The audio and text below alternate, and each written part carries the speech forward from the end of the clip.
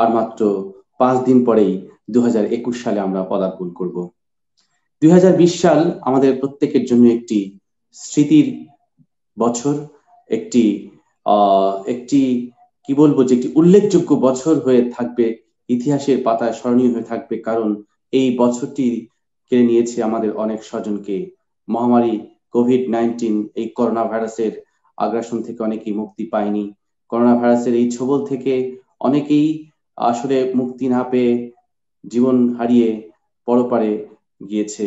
আমরা তাদের শোক সন্তপ্ত পরিবারের প্রতি সমবেদনা জ্ঞাপনা করছি আজকের অনুষ্ঠানের শুরুতেই। প্রিয় দর্শক, আমি ডাক্তার বাসুদেব কুমার শাহ আপনাদের সবাইকে স্বাগত জানাচ্ছি ক্লাস টিভির স্বাস্থ্য বিষয়ক নিয়মিত লাইভ ওয়েবিনার সেশনের ধারাবাহিক আয়োজনের আজকের পর্বে আমরা আলোচনা করব করোনা ও কিডনি রোগ। এই বিষয়ে গুরুত্বপূর্ণ আলোচনার জন্য আজকে লাইভ ওয়েবিনার সেশনে আলোচক হিসেবে উপস্থিত হয়েছেন দেশের স্বনামধন্য দুজন প্রথিতযশা চিকিৎসক। প্রিয় দর্শক, জন্য আমরা তাদেরকে পরিচয় করে দিচ্ছি। যুক্ত আছেন আমাদের সাথে professor doctor Mohammad Nurul Islam, chief consultant nephrology and director, renal centre, united hospital, Dhaka. আমাদের সাথে আরো যুক্ত আছেন professor doctor M Mohibur Rahman, ex professor and head department of nephrology, sir Salimullah medical college and hospital, Mitford, Dhaka. Sir, আপনাদের দুজনকে অনেক অনেক স্বাগত জানাচ্ছি আজকের লাইভ ওয়েবিনার সেশনে, পাওয়ার্ড বাই ইউপ্রেক্স অ্যান্ড ফরেনজেক্ট, এবং আজকের এই আয়োজনের scientific partner Unimed UniHealth. Sir, আপনারা দুজনেই আমাদের আজকের এই আয়োজনে যুক্ত হয়েছেন বলে আমরা অনেক অনেক কৃতজ্ঞ এবং প্রত্যাশা রাখছি আজকের এই আলোচনা থেকে আমাদের সাধারণ জনগণ উপকৃত হবে আমাদের সাথে সংযুক্ত যারা আছেন, চিকিৎসক, মেডিকেল শিক্ষার্থী যারা আছেন, তারাও যুক্ত আছেন এবং তারা উপকৃত হবেন বলে আমরা প্রত্যাশা করছি। আমি প্রথমেই চলে যেতে চাই প্রফেসর ডক্টর মোহাম্মদ নুরুল ইসলাম স্যারের কাছে। স্যার, কেমন আছেন? আছি, আলহামদুলিল্লাহ, ভালো। Thank you very much. তো স্যার, যেমনটি বলছিলাম আসলে অনুষ্ঠানের শুরুতেই, আমরা তো 2020 সালটা অনেক কষ্টে অতিক্রম করছি, অনেক আতঙ্ক নিয়ে এখনো আমরা আতঙ্ক বিরাজ করছে। সেই আতঙ্কটা হচ্ছে যে করোনার সেকেন্ড ওয়েভ, আমরা আবার বিভিন্ন ধরনের গুজব, বিভিন্ন দেশ থেকে আরো শক্তিশালী করোনা ভাইরাসের স্ট্রেইন আসছে, এটা নিয়েও কিন্তু জনমনে আতঙ্ক। এবং পাশাপাশি যারা কিডনি রোগে আক্রান্ত, মানবদেহের সবচেয়ে গুরুত্বপূর্ণ অঙ্গের অন্যতম হচ্ছে কিডনি, তো তাদের মধ্যেও কিন্তু অনেক ভয় ভীতি কাজ করছে। তো আমি একটু প্রথমেই যে বিষয়টা জানতে চাইবো যে এইরকম করোনা প্যান্ডেমিক সিচুয়েশনে যারা কিডনির রোগী রয়েছেন তারা আসলে কতটা ঝুঁকির মধ্যে রয়েছে। এরপর আমরা বিভিন্ন রোগ ব্যাধি নিয়ে আলোচনা করব। শুরুতে একটু জানতে চাই যে করোনা প্যান্ডেমিক সিচুয়েশনে কিডনি রোগে আক্রান্ত যে সমস্ত রোগী, তাদের জন্য কি স্পেশাল অ্যাটেনশন, স্পেশাল সতর্কতা রয়েছে? ধন্যবাদ রাজ টিভিকে এবং ধন্যবাদ ইউনিমেড ইউনিহেলথকে এরকম একটা সুন্দর প্রোগ্রাম এই সন্ধ্যায় আয়োজন করার জন্য।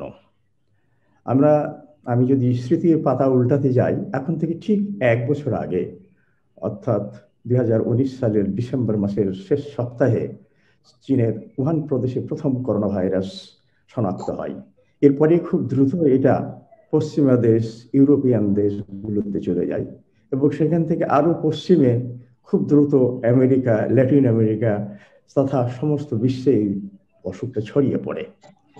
এবং এই অসুখটা যেহেতু নতুন, এই ভাইরাসটা যেহেতু নতুন, এবং এটা বুঝতে আমাদের অনেক সময় লেগেছে, এখনো আমরা বুঝেই যাচ্ছি, সবকিছু আমরা বুঝে উঠতে পারিনি। এবং এটা নিয়ে অনেক প্রাণহানি হয়েছে, যেমনটা বলছিলেন শুরুতেই অনুষ্ঠানের। এরপরে যেটা দেখা যাচ্ছে যে ম্যানেজমেন্ট প্রোটোকলে এই কোভিড শুধুমাত্র ফুসফুসেই আক্রান্ত করে না, এটা একটা মাল্টি সিস্টেম ডিজিজ হয়ে গেছে। তো এটার জন্য যে ম্যানেজমেন্ট, এটা ধাপে ধাপে বিভিন্ন সময় বিভিন্ন রকম ট্রায়াল হয়েছে এবং দেখা গেছে যে এতে কোনোটাই খুব একেবারে 100% কিওর এনে দিতে পারে না। তবে বিভিন্ন ট্রায়ালের যেতে যেতে আমাদের অভিজ্ঞতা, পৃথিবীব্যাপী বৈজ্ঞানিকদের অভিজ্ঞতা, ডাক্তারদের অভিজ্ঞতায় দেখা গেছে যে একমাত্র স্টেরয়েড ওষুধটাই মানে সাবস্টেন্সিয়াল মর্টালিটি রেট, অর্থাৎ মৃত্যুর হার বিভিন্ন রকম আছে। এটা ডেক্সামেথসোন হিসাবে কেউ ব্যবহার করে, কেউ মিথাইল প্রেডনিসোলোন হিসাবে ব্যবহার করে, কেউ হাইড্রোকর্টিসোন হিসেবে ব্যবহার করেন, বিভিন্ন রকম ক্লিনিক্যাল সিনারিওর উপর বেস করে আর কি। এছাড়া অনেক রকম অ্যান্টিভাইরাল ড্রাগ এসেছে, কিন্তু এখন পর্যন্ত দেখা গেছে যে রেমডেসিভিরই সবচাইতে উল্লেখযোগ্য অ্যান্টিভাইরাল ড্রাগ, যেটা বিশ্বব্যাপী ব্যবহৃত হচ্ছে এবং এফডিএ এটাকে অ্যাপ্রুভাল দিয়েছে। এরপরে দেখা যাচ্ছে যে এই রেমডেসিভির কিন্তু মানে মৃত্যুর হার কমাতে পারে না, এবং এই রেমডেসিভির যেটা করতে পারে হসপিটাল স্টেটাকে কমায়। যদি 15 দিন কেউ হসপিটালে থাকে, সেটা হয়তো 12 দিন বা 10 দিনে আনতে পারে, কিন্তু মৃত্যুর হার কমাতে পারে না। পরবর্তীতে দেখা গেল যে রেমডেসিভির ভিতরে সাথে যদি আমরা একটা জ্যাক ইনহিবিটর অর্থাৎ ব্যারিসিটিনিব যদি আমরা যোগ করি, তাহলে দেখা যাচ্ছে যে হসপিটাল স্টে আরেকটু কমতেছে, রিকভারিটা একটু কুইক হচ্ছে। এখনকার মতো এই অ্যান্টিভাইরাল ড্রাগ হিসাবে এই কম্বিনেশন বিভিন্ন দেশে, ইউরোপিয়ান কান্ট্রি, আমেরিকা এবং আমরা বাংলাদেশেও এটা ব্যবহার করতেছি, তবুও এটা হসপিটাল স্টে ছাড়া আরো কিছু কমাচ্ছে না। এখন যেটা হয়েছে, কিডনি কেমন করে আক্রান্ত হয়, কিডনি করোনা ভাইরাসে আক্রান্ত হওয়ার অনেকগুলো মেকানিজম বা কারণ আছে। তার মধ্যে একটা হলো যে করোনা ভাইরাস নিজেই কিডনিকে আক্রান্ত করতে পারে। যেমন এইটা একটা ভাইরাস যেটা একটা রিসেপ্টরের সাথে গিয়ে লেগে শরীরের মধ্যে সম্পৃক্ত হয়ে বিভিন্ন জায়গায় ছড়িয়ে বিভিন্ন অর্গানকে এফেক্ট করে। কিন্তু আপনারা জানেন যে এটা মাত্র 2 বা 3টা রুট দিয়ে মানুষের শরীরে প্রবেশ করে, একটা হলো মুখ, একটা হলো নাক, আর একটা হলো চোখ। সেই জন্য মুখ এবং নাক দিয়েই বেশি যায়, এবং এটার সাথে যেহেতু ফুসফুসের সম্পৃক্ততা খুব বেশি, সেই জন্য সরাসরি ফুসফুসে যায়। কিন্তু যদি আপনি রিসেপ্টরের ডিস্ট্রিবিউশনের কথা চিন্তা করেন, এটা অ্যাঞ্জিওটেনসিন কনভার্টিং এনজাইম 2 রিসেপ্টরের সাথে গিয়ে এই ভাইরাসটা সম্পৃক্ত হয়। এটার আধিক্য কিন্তু কিডনিতে বেশি ফুসফুসের চাইতে। ফুসফুসে এটার যদি বিস্তৃতি আমরা ধরি, এটা হচ্ছে অনলি 25%, বাকি 75% রিসেপ্টর কিন্তু কিডনিতে অবস্থিত। কিন্তু যেহেতু সরাসরি ভাইরাসটা লাংসে যাচ্ছে, এই জন্য ফুসফুস রিলেটেড সিমটমটা বেশি হয় আর কি। এছাড়া এই ভাইরাসটা যখন ছড়িয়ে পড়ে, এটা করে কি কতগুলো শরীরে ইনফ্লামেটরি মেডিয়েটর বলে বা সাইটোকাইন, এটা রিলিজ করে। এগুলো হয় কি ব্লাড প্রেশার কমিয়ে দেয়, এটা বিভিন্ন সিস্টেমকে এফেক্ট করে। ব্লাড প্রেশার কমিয়ে দিলে আপনার কিডনি রক্ত সঞ্চালন কমে যায়, লিভারে কমে যায়, হার্টে কমে যায়, ব্রেনও কমে যায়। কিডনিতে যদি রক্ত সঞ্চালন কমে যায়, তাহলে কিডনির কার্যক্ষমতা কমে যেতে পারে, কমে গিয়ে এটাকে অ্যাকিউট কিডনি ইনজুরি বা কিডনি ফেলিওর হয়ে যেতে পারে আর কি। এছাড়াও যাদের অতীতে কিডনি রোগ ছিল, তাদের কিডনি রোগ হয়তো কনজারভেটিভ ম্যানেজমেন্ট দিয়ে ভালোভাবে মেনে চলতেছিল, কিন্তু এই ভাইরাস আক্রান্ত হওয়ার পরে তার কিডনির কার্যক্ষমতা আরো বেশি করে কমে গিয়ে তার ডায়ালিসিস যার আগে প্রয়োজন হতো না, এখন প্রয়োজন হতে পারে আর কি। তো এই মোটামুটি মানে কিডনি সংক্রান্ত।